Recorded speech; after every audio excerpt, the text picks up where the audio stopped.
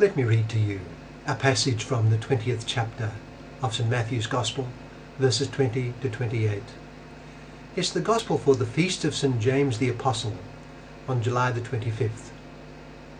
St. Matthew writes, "Then the mother of Zebedee's sons came to Jesus with her sons, and with an act of profound reverence proceeded to ask something of him. 'What is it you want?' he asked. She said, 'Grant that one of these two sons of mine may sit at your right and the other at your left in your kingdom.' 'You don't know what you're asking,' Jesus said to them. 'Can you drink the cup that I am going to drink?' 'We can,' they answered. Jesus said to them, 'You will indeed drink from my cup, but as to sit at my right or left is not for me to grant. These places belong to those to whom they have been allotted and prepared by my Father.' When the 10 heard about this, they were indignant with the 2 brothers. Jesus called them together and said, 'You know that the rulers of the Gentiles lord it over them, and their high officials exercise authority over them. Not so with you. Instead, whoever wants to be great among you must be your servant, and whoever wants to be first must be your slave, just as the Son of Man did not come to be served, but to serve, and to give his life as a ransom for many." That's from Matthew chapter 20, verses 20 to 28, for the feast of St. James the Apostle on July the 25th. In it our Lord speaks of drinking his cup. Consider the first 2 sentences of that gospel passage that I've just read. The mother of James and John approached Jesus with her 2 sons. She loved her 2 sons and must have raised them with a profound religious faith. They were excellent sons of Abraham. At least John had been, we may conclude from the first chapter of St. John's Gospel, a disciple of John the Baptist. Today we think in a special way of his brother James. If John had been a disciple of John the Baptist, why not his brother James too? Together with Simon and Andrew, they had been among the very first to be formally called by our Lord to follow him. Matthew chapter 4, verse 18 to 22. And they had the full support of their mother. Their ambition, and that of their mother, was that they follow Jesus up to the very hilt. They aspired to be on his right and his left in the fullness of his kingdom. He was their life, and their mother approached Jesus to present hers and their petition. Let us notice 2 things about this moment. Firstly, she presents the petition.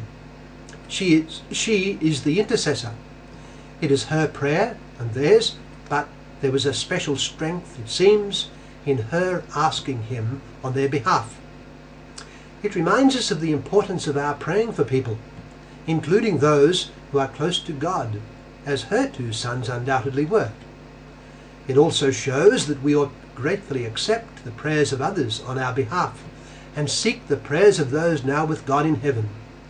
The angels and the saints share in the intercessory work of Christ our High Priest before the throne of God our Father. The mother of the sons of Zebedee approached our Lord with her sons on her right and left and interceded for them. We notice not only this feature of her prayer, but her profound reverence before the person of Jesus. The Greek word implies a form of worship and going down on one's knees. She approached Jesus with an act of the deepest reverence, showing us what it is to present our petitions to Christ.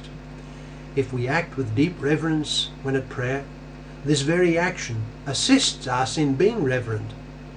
I have read that Pope John Paul II would pray at times prostrate on the floor before the Blessed Sacrament. And I have read that his own Archbishop, when Carroll himself was a seminarian, Adam Cardinal Sapea, was seen to do the same.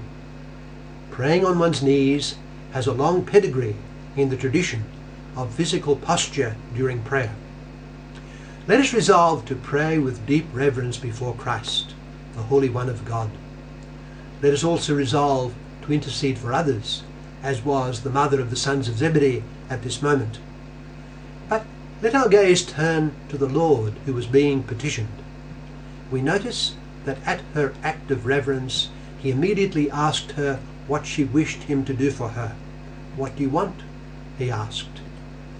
She loved him, they loved him, and they were before him in genuine reverence with a petition. Granted the heart of Jesus Christ. It is as if he could not but want to grant the request, whatever it might be. That is what we ought to expect to be the attitude of Christ our Lord in respect to our petitions too, especially if we, like them, have the ambition to love and serve him generously. They wish to be the friends and close followers of Jesus. Well, let us have that same ambition.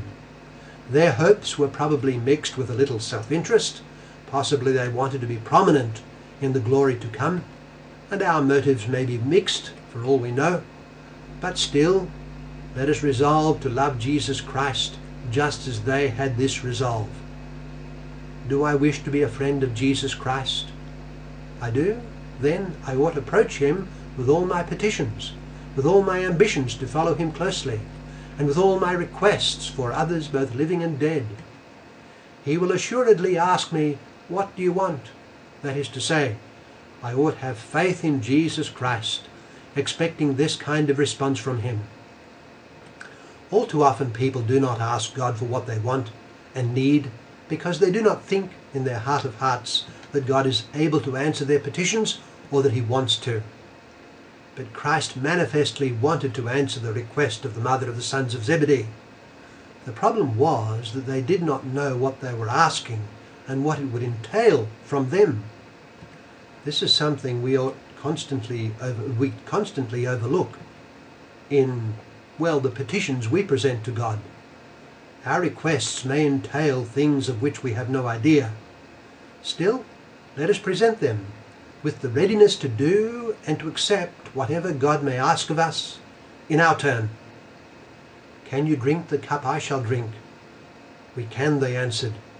They were ready to do whatever he wanted. James and his brother John did not get what they asked in the precise terms of their request. It ran counter to the sovereign plan of God. But our Lord was pleased with what lay behind it, and they received from him the one thing that mattered, the assurance that they would drink his cup. This is the important thing. This then is what we ought to be praying for, that it be granted to us to drink the cup that Jesus Christ drank. There is nothing more important than this. If we share in the sufferings of Christ as his friends, then we shall share in his resurrection. On this feast of St. James, let us resolve to approach Jesus Christ daily with the same profound reverence and confidence, and with this all-important petition on our lips, the petition to drink his cup.